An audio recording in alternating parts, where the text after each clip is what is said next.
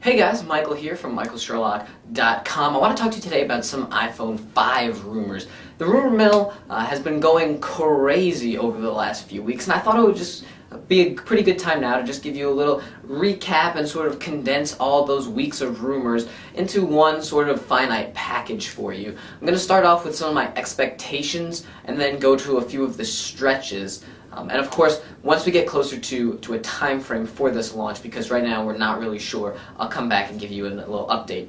But for now, we're thinking this is going to be a September launch as opposed to that June-July window which we were shooting for and which we've seen for the past 4 incarnations of the iPhone. This could possibly be discussed at WWDC, although I predict WWDC is going to be more of a software event for OS X Lion as well as iOS 5, so I really would not be surprised at all if we didn't really see any sort of hardware mentions at WWDC. Also, this is going to be an evolutionary update, basically an iPhone 4 refresh, or a spec bump, if you will. This isn't going to be the jump that we saw from the iPhone 3GS to the iPhone 4, from the iPhone to the iPhone 3G. This is going to really be the jump that we saw from the 3G to the 3GS. So internal components will be refreshed, but I expect the cosmetically to be very much the same as it is now, which is actually pretty good if you have cases. So the first thing, the CDMA version and the GSM version will be the same.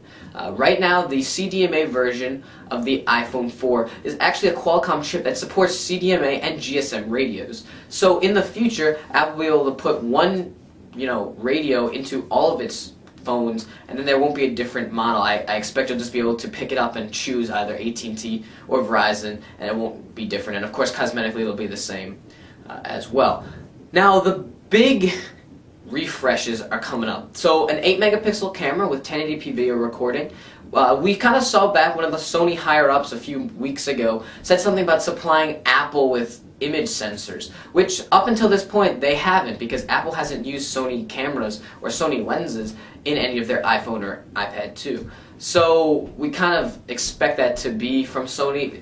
Basically, this is kind of similar to the sensor that we've seen in Sony Ericsson devices, some of their new ones that are coming out this year, that 8 megapixel sensor. So I would suggest or suspect that 8 megapixel camera would be pretty good, which is actually kind of nice because Apple really hasn't taken still photography very seriously. The iPhone 3GS and the iPhone 4 both had cameras in them, they all had cameras in them. Video recording was introduced. That revolutionary feature was introduced with the iPhone 3GS, and that was sarcasm, by the way. But they've not really taken still photography very seriously, because even with the the iPad 2 and the iPhone 4, still image is kind of iffy at best.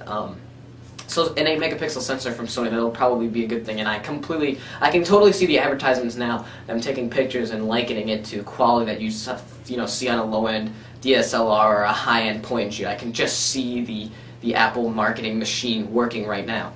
Now for what's powering this device, an improved GPU, probably the same one we see in the iPad 2. Conversely, that Apple A5 chip, again the same one that we saw in the iPad 2, dual core will probably be in the iPhone 5. Now I wouldn't be surprised if it was a little bit throttled down in terms of processing speed, the same way that the Apple A4 chip was a gigahertz in the iPad, and I believe it was actually throttled down to 800 megahertz in the iPhone 4, although nobody really knows exactly what they did there. It could just be dynamic throttling, if you will, just for CPU or battery performance.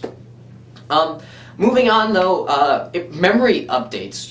We saw from the iPhone to the iPhone 3GS, it went from 4 to 8 to 8 to 16. The 3G to the 3GS went from 8 to 16, 16 to 32. But the 3GS to the iPhone 4 stayed at 16 to 32 gigabytes of storage. I completely expect that to be bumped up as well. So 32 would be your new low-end model, your new $199 price point, and 64 would be your $299 price point.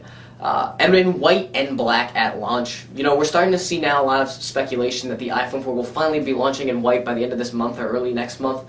So clearly, that's something Apple wants to have in the iPhone 5, especially because the whole white debacle has been just a big joke and one of the biggest thorns in Apple's sides, besides AntennaGate for the iPhone 4. Speaking of battery life, which we talked about with the throttling of that CPU, I expect battery life to be improved as well. Sort of each generation, CPU performance has gone up and battery performance has sort of stayed the same. So clearly they're going to have to improve battery life. ideally with smartphones nowadays, you need to be able to get 1 day of moderate to heavy use out of it. Mostly moderate. With the iPhone 4 I can do that, but if they're gonna, improve the CPU and GPU, clearly, they're gonna need to use a new battery technology or just increase the capacity of the current one. But again, this is probably gonna be in the same size, so we'll see what Apple can do with that.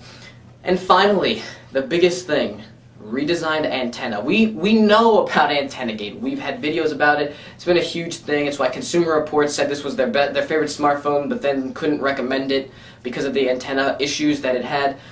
Clearly, they're going to have to redo something with that. They say it's not that big of a deal. They trivialize it. They no longer give free cases for it. But obviously, it's a problem if it's gotten this much attention. So they're not going to release another model with that issue. That would just be silly, even if they tried to trivialize it and play it down, but they're not going to release another model with it like that, because that really wouldn't make any sense. So those are my expectations, what I really expect, that new camera, the new processing power, and of course the memory and battery bumps, in addition to the improved antenna system. But now let's talk about stretches.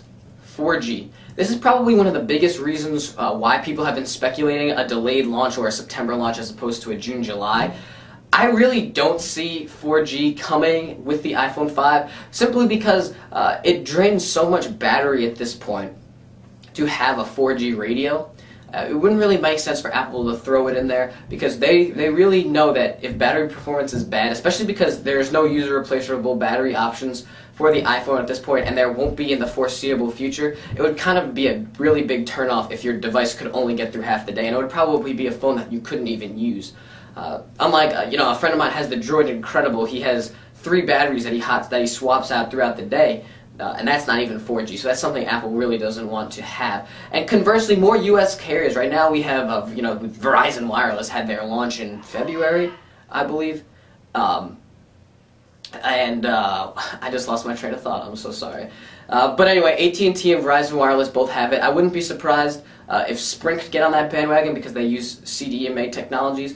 And of course T-Mobile, which may be being purchased by AT&T depending if the Justice Department approves it. So I would really think it's kind of a market they want to move into, especially because Android is now on all the platforms. They have multiple hardware vendors. Apple really wants to stay competitive and really have iOS in the hands of a lot of consumers. So it would kind of just make sense at this point. They don't have an exclusive deal with AT&T anymore. Verizon Wireless signed a non-exclusive CDMA deal with Apple, so I would not be surprised at all if that happened. But again, this is kind of a stretch. I don't see this happening, in September. I could see this happening maybe by the iPhone 6th incarnation or something, maybe like the way Verizon Wireless launched halfway through, but I don't see that happening in September.